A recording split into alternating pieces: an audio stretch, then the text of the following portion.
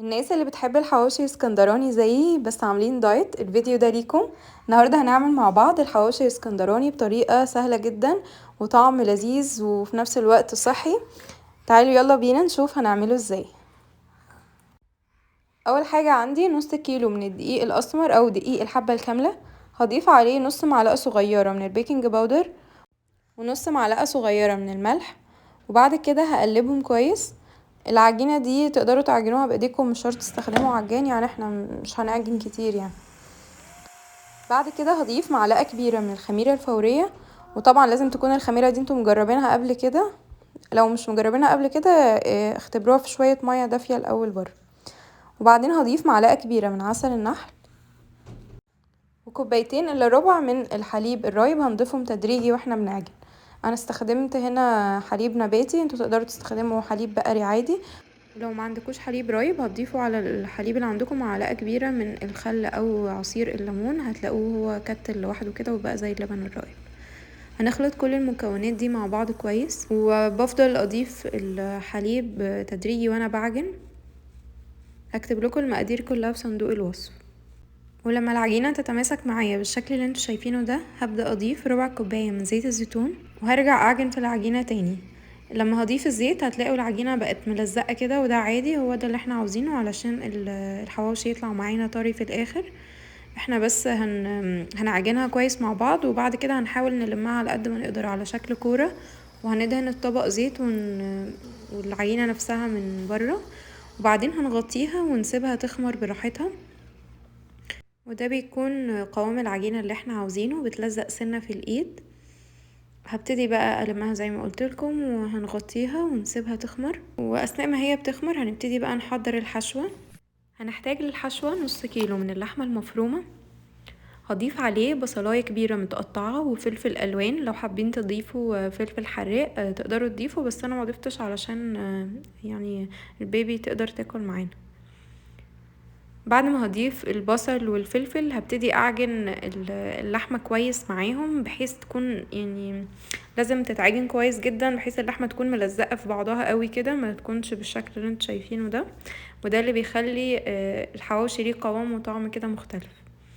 هضيف هنا الملح والفلفل الاسود حسب الرغبة، وهضيف معلقة صغيرة من السبع بهارات، وهبتدي اعجنهم كويس زي ما قلت لكم، بحيث تكون الحواوشي كلها متماسكة بالشكل اللي انتوا شايفينه ده.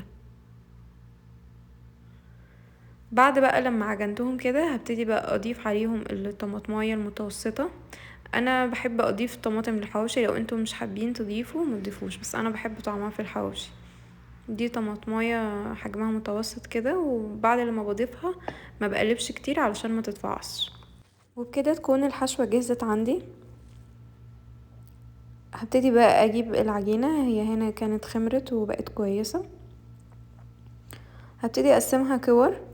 انا عملت الكورة في حجم السفندية الصغيرة كده، وبعدين هبتدي افردها بقى بالنشابة حسب ما انتوا حابين حجم الرغيف يكون عامل ازاي. انا عملته حجم الرغيف متوسط قد الرغيف البلدي كده. المهم انكم تفردوا العجينة رفيعة على قد ما تقدروا، لان هي بتتخن شوية، او العيش بيتخن شوية لما بيدخل الفرن، لاننا حاطين بيكنج باودر وخميرة. انا هنا جربت استخدم النشابة اللي هي الكبيرة دي، بس ما عرفتش افرد بيها خالص زي ما انتوا شايفين، فاستخدمت اللي هي النشابة الصغيرة، لقيتها اسهل بكتير. لان انا حاطه تحت العجينة ورقة زبدة علشان اعرف انقل الرغيف بسهولة، فكان صعب افرد بالنشابة العادية. رشيت رشة من الدقيق واستخدمت النشابة الصغيرة دي، وبعدين فردت العجينة بالشكل اللي انتوا شايفينه ده. وزي ما قلتلكوا انتوا تقدروا تتحكموا في حجم الرغيف. بعد ما اتفردت بالشكل اللي انتوا شايفينه ده، ابتديت بقى اضيف الحشوة، ولازم تضغطوها كويس على العجينة علشان تكون ماسكة في الرغيف وما تقعش منه. كمية الحشو طبعا حسب ما انتوا حابين، او حسب الدايت اللي انتوا عاملينه وعدد السعرات اللي انتوا محتاجينها، تقدروا تتحكموا فيها براحتكم. بعد كده هبتدي افرد كمان قطعة من العجين، بحيث نحطها فوق الحشو اللي احنا عملناه، وكده يكون الرغيف معانا كامل. المفروض القطعة اللي تكون فوق دي تكون اصغر من القطعة اللي تحت، علشان هوريكم الطريقة اللي احنا هنقفل بيها الرغيف من الجوانب، فحاولوا تعملوها تكون اصغر شوية من الجزء اللي احنا عملناه تحت.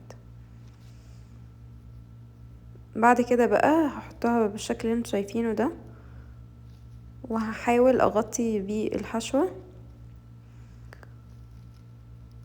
وبعدين هقفل الاطراف بالشكل ده. انا يعني كنت الاول بحب اعمل اللي هو زي شكل رسمة كده على طرف الرغيف، بس يعني بتنشف وبيبقى طعمها مش كويس، محدش بيرضى ياكلها، فبقيت بعمله بالشكل اللي انتوا هتشوفوه ده.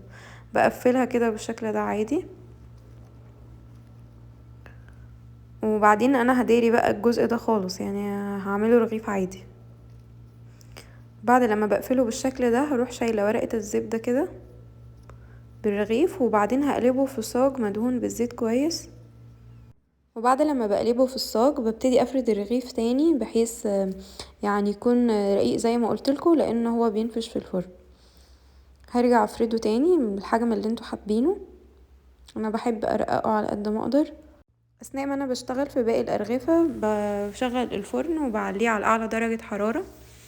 لما بخلص الارغفة كلها بدهن وشها بزيت زيتون، وتقدروا تدهنوه سمنة لو مفيش حساسية من الالبان، وكمان تقدروا تدهنوه ببيضة عليها معلقة لبن ونقطتين خل لو حابين الوش يكون يعني فيه اللمعة بتاعة البيض. وبعد كده هعمل باقي الارغفة بنفس الطريقة اللي عملناها. الكمية دي عملت لي تقريبا 6 ارغفة، حجمها متوسط زي ما قلتلكم.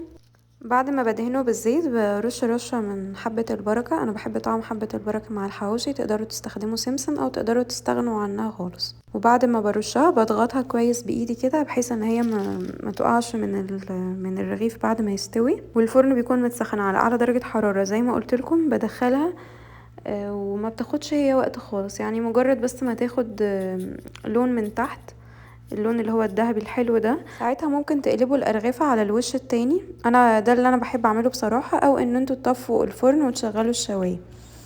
اول لما بتطلع ببخها ببخاخ مية على طول، واحطها في حلة واغطيها علشان تفضل طرية. لو حابين تستخدموها لزيادة الوزن او تقدموها لاطفالكم، هنقدمها مع سلطة الطحينة وبطاطس محمرة في القلاية الهوائية. بقطع البطاطس صوابع، وبعد كده بسلقها في مية مغلية عليها معلقتين خل، وبعدين بصفيها، وبعد كده بضيف لها رشة زيت زيتون ورشة ملح، وبقلبها كويس. وبعد كده بدخلها القلاية على درجة حرارة 195 لمدة تلت ساعة. وطبعا لازم تقلبوها مرة او مرتين في نص الوقت. ياريت لو عجبكم الفيديو تعملوا لايك وشير، وتعملوا اشتراك وفعلوا الجرس في القناة علشان يوصلكم الفيديوهات الجديدة. باي باي.